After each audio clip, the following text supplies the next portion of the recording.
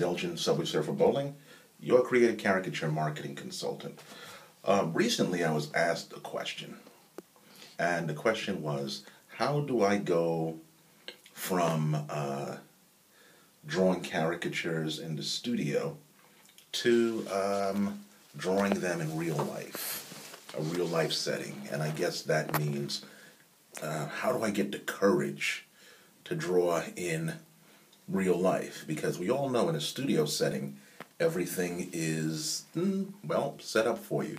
It's very sanitized. You have your coffee, you have your soft music playing or your loud music, depending on the type of art that you do and the kind of mood that you want to set.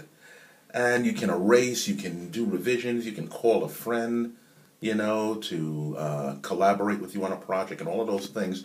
But when you're drawing live, it's right there in your face, and you get an immediate kind of reaction. You get a certain amount of anxiety or adrenaline or excitement or stress that you normally wouldn't have in a sanitized studio environment. But you want to make the transition to drawing live. How do you do that? And I thought about back to my early days, and this is one of the things that I came up with. It's kind of like when you first start dating or getting interested in girls. Should I use that analogy? No, I'll use a sporting analogy.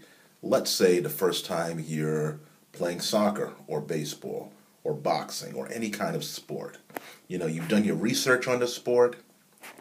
You've looked at sporting heroes, You've analyzed something from every possible cerebral angle. And then it comes time for you to come up to the plate and hit the ball, and you suck at it. All of the knowledge that you've accumulated through books, by talking to people, by watching videos, just doesn't come into play because you have to train your body. You have to get into a certain mindset that's yours to do the actual activity, and you're going to suck at it. That's right. You're going to suck at it at first. So rule number one in making the transition is to first just do it. Just do it and realize, come to an understanding that at first you will be terrible at it. Okay? And you may be terrible at it for a long time, but that's good. Being terrible at it for a long time is good because you'll get immediate feedback on how you're doing. And what'll happen is you'll make little minute adjustments in your performance. So, it's not like you want to suck at it, but what you want to happen is you want information on how you're improving or what your sticking points is. So after you do a couple of drawings live, always asking yourself, how was I feeling when I did that? What was I thinking when I did that drawing? Was I moving too much? Was the angle bad? Was the lighting wrong? And keep asking yourself questions like that, and sooner or later you will get into your own flow. And it takes, some time to actually get into your flow. But what's going to happen is this. If you keep going out there live and drawing people live, okay, it's going to come a time where it's just going to click. It's relative for each person, and I can't tell you what it's going to be exactly for you, but I can tell you, in fact, I can promise you this. If you go out there live and do it, it's going to happen, and you're going to be pleased with the result once it does happen, okay? My first gig, I recalled, it was so terrible that I literally felt like not refusing the person's money when they paid me.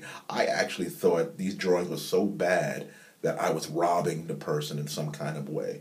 But here's a secret that you need to know. On your worst day, you actually draw better than the person, your client, on their best day.